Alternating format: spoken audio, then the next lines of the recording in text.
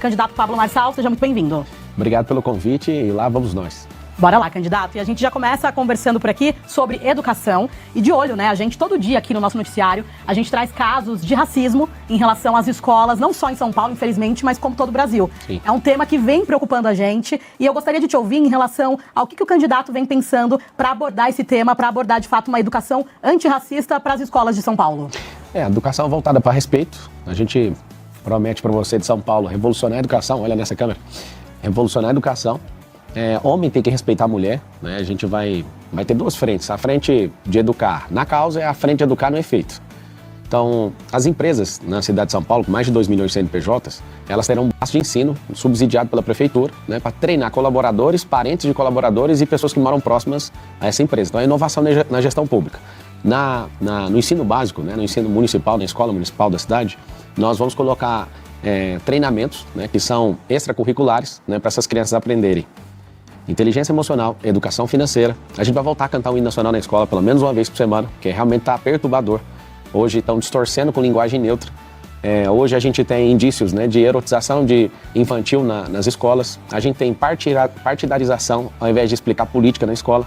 E podem contar comigo nisso, né, um respeito absoluto à liberdade de expressão de cada um, à vida de cada um. Nós vamos fazer cumprir a lei, né, de fato exercer o respeito dentro da escola pública.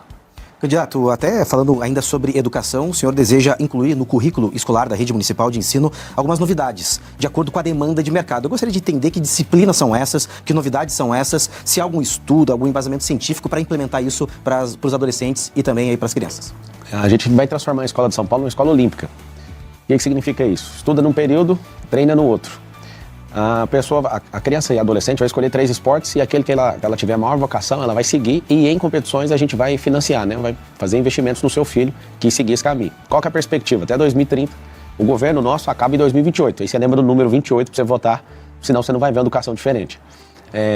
A perspectiva é que 50% dos alunos tenham adesão a programas esportivos, porque o esporte molda caráter. Hoje tem 80 mil pessoas em situação de rua e você não acha esportista na situação de rua. Não tem. É raríssimo um caso desse. O que a gente precisa é porque a pessoa com esporte ela fica em alto rendimento, ela se alimenta melhor, ela não entra em briga, ela aprende a lutar, que é diferente de brigar, né? Muda completamente o comportamento.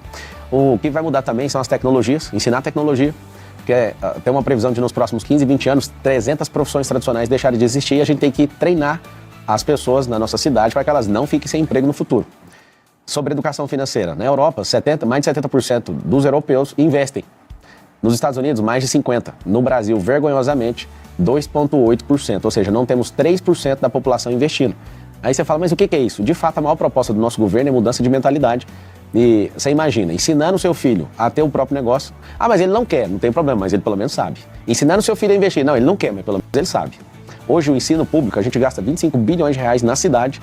E a maioria das crianças chegam no final ali, né, já não são mais crianças, mas no final da adolescência, quando terminam a carreira escolar, eles não sabem, 90%, não sabem fazer matemática básica. A gente tem um problema muito grave. Aqui no meu gesso, que eu estou recuperando o dedo aqui pela cadeirada que o Datena deu, tem um garoto lá do Morro Doce, ele foi escrever Morro Doce, ele tem 11 anos, e ele não soube escrever Morro Doce. Isso partiu meu coração.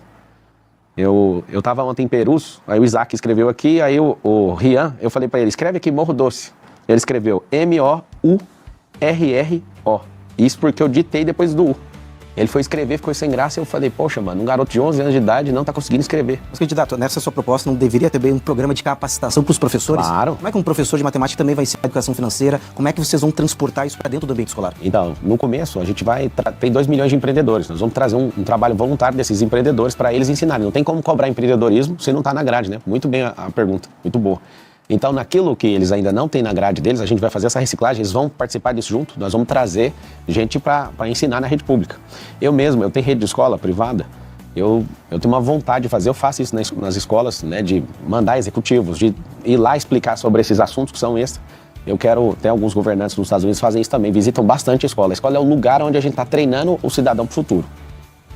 E, candidato, agora falando de um outro tema também, que a gente infelizmente traz todos os dias no nosso noticiário, que é em relação aos casos de feminicídio. Infelizmente, na capital paulista, nós tivemos um salto de casos de mais de 40%, e até juízas, especialistas no assunto, falando que também isso se deve por conta do enfraquecimento de políticas públicas em relação à violência contra a mulher, em relação ao combate dessas práticas. Na sua gestão, qual vai ser a estratégia a ser usada para combater, de fato, o feminicídio, para que as mulheres se sintam cada vez mais seguras? É uma inovação, de novo, na gestão pública, a gente implementar um aplicativo, né? Quando uma mulher se sentir ameaçada, ela cadastra ali, além de cadastrar o boletim de ocorrência, cadastrar ali e, claro, né, tem que fechar essa parceria com o governo do estado para que essa pessoa, né, ela seja incluída nesse aplicativo. Chegou perto, né, com distância próxima à mulher, porque a gente descobriu que 70% dos casos, mesmo depois de registrado, a mulher ainda sofre ameaça ou sofre qualquer tipo de violência e acaba morrendo. Mesmo com medida protetiva? Sim, é por isso que tem que usar a tecnologia, porque a gente não vai, como Estado, como Prefeitura, Governo ou União, a gente não vai conseguir repelir a pessoa, mas a tecnologia vai. Então a gente vai implementar isso. Uma segunda coisa que não tem na gestão pública, eu nunca vi, tá? Nós vamos fazer um treinamento com todos os homens da cidade. Eu, na minha vida privada, gosto muito disso, de ensinar homens a respeitar suas mulheres, suas esposas, suas filhas. Inclusive no meu Instagram tem um vídeo que a minha equipe resgatou de uma pescaria, tá lá postado agora, eu tratando sobre isso, né? O Instagram é Pablo Marcal por SP, é meu Instagram reserva. Se você puder entrar, você vai assistir um vídeo onde eu falo disso, né? Da forma que os homens devem tratar as mulheres, tanto suas mães, como sua esposa, sua irmã, sua filha. Ou seja, nós precisamos de ter esse respeito. E nós vamos, inclusive, tratar desse respeito, porque isso aí é falta de civilidade. Um homem que não respeita a mulher, ele não foi treinado para ser um cidadão. E, lamentavelmente, a gente vê o crescer desse tipo de crime, porque o homem realmente não aprendeu a respeitar, e nós vamos ensinar, nós vamos reciclar a mentalidade desses homens nessa cidade. Já falando também sobre segurança pública, gostaria que o senhor falasse um pouquinho sobre toda a complexidade que envolve a região da Cracolândia.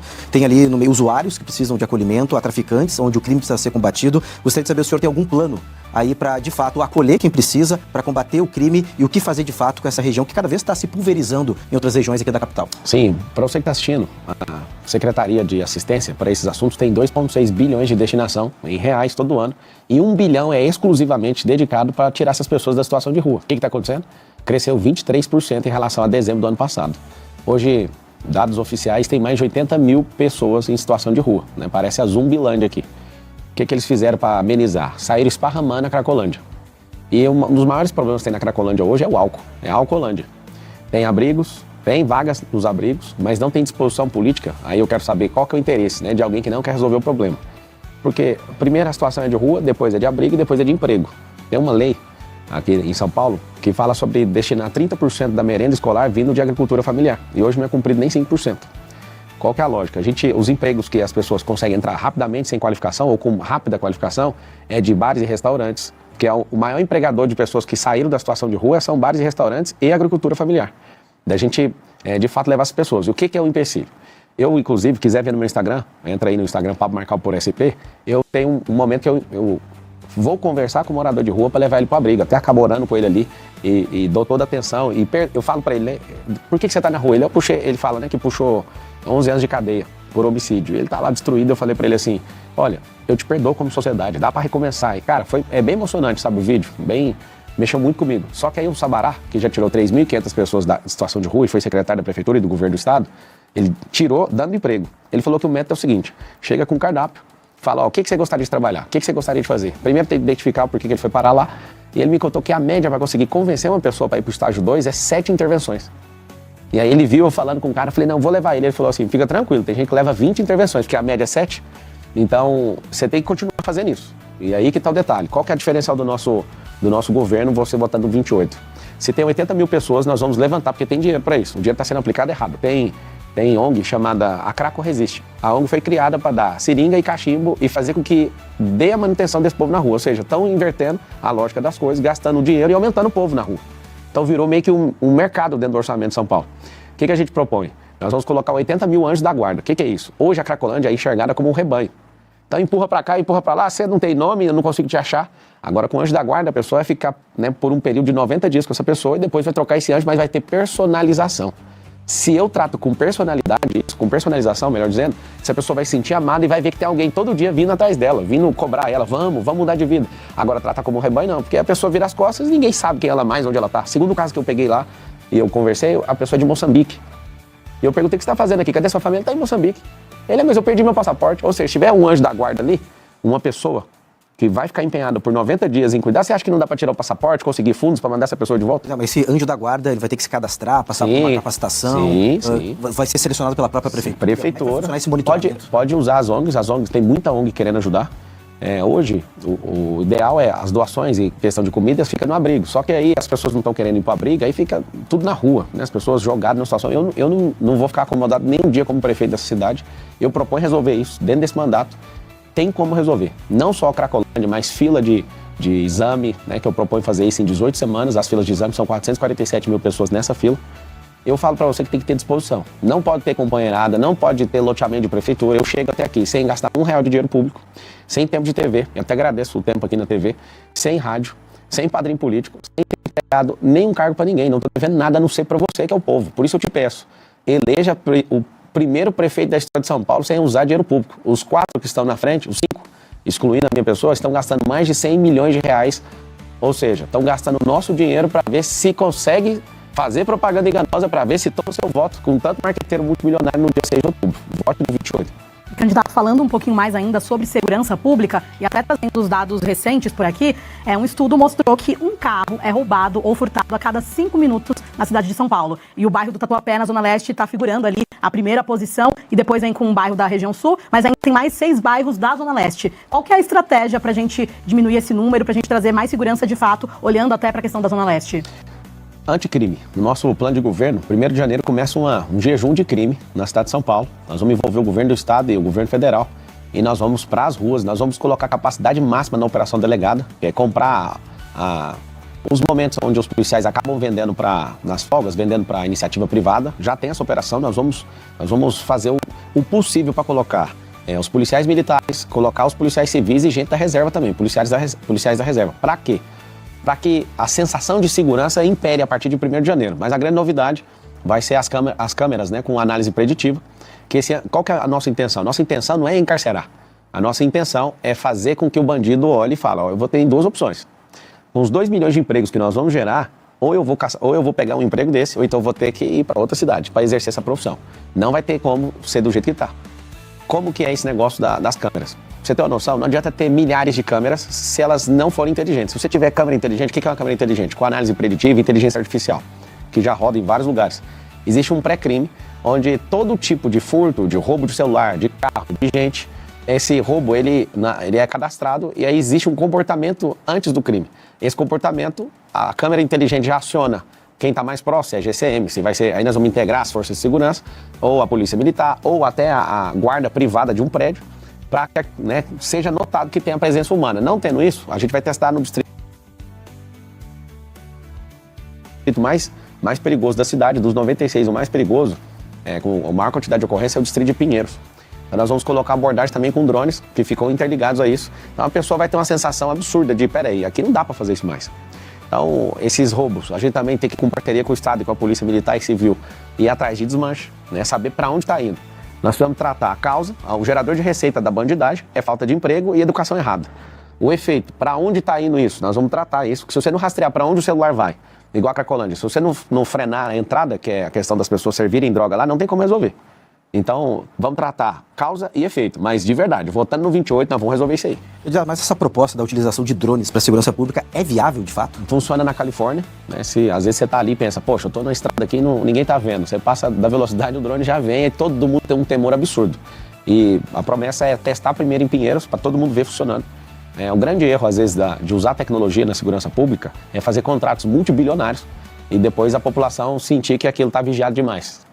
Então, a gente vai fazer esse teste e isso é uma coisa que respeita o cidadão. O cidadão vai falar, caramba, isso aqui realmente funciona. Então, nós vamos replicar para os outros 95. Em relação a custos, é viável? Com certeza. Nós temos 12 milhões de pessoas e 12 milhões de pessoas não há segurança pública que resolva a não ser com tecnologia. Lá em Londres, para você ter uma noção, tem milhares de câmeras e tem problema do mesmo jeito que em São Paulo, só que não é câmera inteligente. São Paulo tem menos de 20 mil. Só que não é, pequena parte tem inteligência nessas câmeras, a maior parte não tem, ou seja, não resolve o problema de segurança pública. Saber que está sendo filmado para usar num processo, com a sensação de impunidade que existe aqui no Brasil hoje, a pessoa fala, não estou nem aí mesmo sendo filmado e vai lá e faz. E, candidato, nos últimos tempos, até mudando um pouco de assunto por aqui, todos nós estamos sofrendo no que diz respeito à qualidade do ar em São Paulo, né? Com São Paulo aí registrando em primeiro lugar no ranking de péssima qualidade do ar. O que o candidato, qual que é a proposta para amenizar isso? Se até a questão de rodízio, de ampliação de rodízio de veículos seria uma estratégia usada pelo candidato, como que visualiza? A cidade precisa ter uma cultura de plantar árvores, né? Nesses 1.460 dias, com a ajuda do povo, né? Da iniciativa privada, a gente quer plantar 3 milhões de árvores na cidade. Nós precisamos atentar e precisamos do socorro do governo federal e do estado em relação às queimadas, porque esse ápice no ar foi, de fato, em relação a isso. Nós precisamos do governo do estado para aprovar isenção de IPVA de carro eletrificado, né? O ideal seria por 10 anos. Por que eu falo isso? Porque a gente tem uma frota de carro, de 7 milhões de carros, que não são eletrificados. Os ônibus, quase 5% dos ônibus são eletrificados, são 12 mil. A gente precisa de combustível verde na cidade. Então, todos os dias, é assustador, né? O ar, o esgoto a céu aberto, gente na rua, xixi, fezes.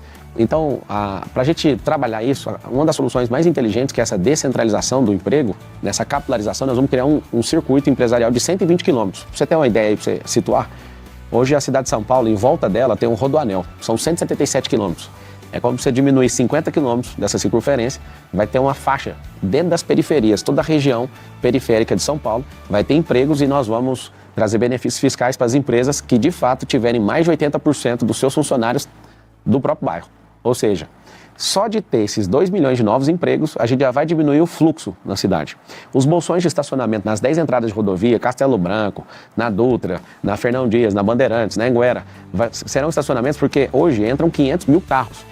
E a maioria desses carros não são utilitários, entra 1 ou 2 pessoas no máximo. Essas pessoas vão parar nesses bolsões e dali vai sair transporte tanto por ônibus como por teleférico, num segundo momento, para que integre a rede de transporte. Isso vai ficar mais barato para a pessoa, menos estressante e vai melhorar a mobilidade. Vamos colocar faixa de via expressa controlada por tecnologia, que vai poder ir um pouco mais rápido à esquerda de quem tiver 2 ou mais pessoas dentro do carro, tem que ter, igual funciona muito bem na França e na Europa. Nós vamos colocar a questão que já funciona nos Estados Unidos, que é o giro de quadra com sinal vermelho. Vamos ter que passar uma educação e uma conscientização em relação a isso, porque não ensinou na escola. O povo americano respeita muito o pare, que a gente nem sabe que tem pare na rua. Até desculpa te interromper, que a gente está com o tempo bem apertado, a sabatina acabou correndo bastante rápida, mas vou pegando um gancho na sua resposta para te perguntar sobre aquele projeto que o senhor chegou a falar sobre a construção de teleféricos nas periferias para melhorar a mobilidade urbana, né? Principalmente para quem mora nas extremidades da capital. Esse projeto ainda está de pé, como é que o senhor vai viabilizar? Se há algum estudo ambiental, geográfico, de infraestrutura para que consiga aplicar esses 4 anos de governo? Sim, tem em Orlando, tem em Barcelona, tem em Medellín, tem em Bogotá, tem aqui no Brasil já tem em Balneário Camboriú. O do alemão não está funcionando lá por questão de gestão. Ou seja, dependendo do terreno dá para usar. Os governantes não gostam desse tipo de transporte, porque ele não tem placa para levar multa, né? Mas ele não para nas esquinas, ele é o transporte mais seguro do mundo. A gente que tem o trânsito mais violento do país, espere o transporte mais seguro do mundo, que é elevador na horizontal. Ele vai de 18 a 22 km por hora e vai numa constância. E esse projeto é para as periferias, que elas não têm investimento do Estado. Inclusive no meu Instagram, postei agora há pouco, mostrando como que vai funcionar isso. Você pode entrar em Pablo Marcal por SP no Instagram, depois eu vou abrir uma caixa de perguntas aqui e já vou responder para você, né, que está acompanhando.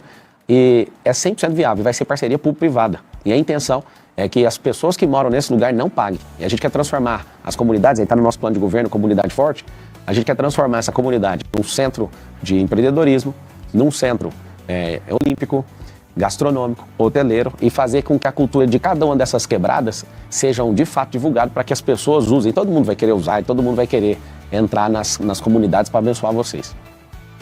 Beleza, candidato, a gente está chegando aqui na etapa final, a gente tem mais um minutinho para suas considerações finais.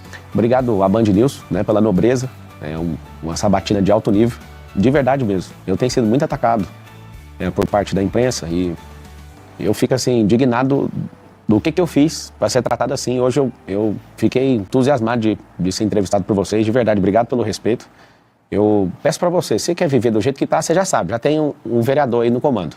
Se você quiser fazer o caos nessa cidade, você já sabe em quem você tem que votar. Você quer diferença, você não precisa gostar de mim.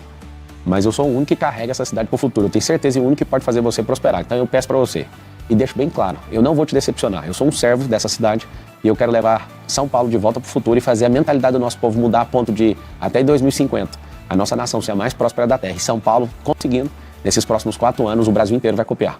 Vota no 28 e faz o e-mail. Obrigado.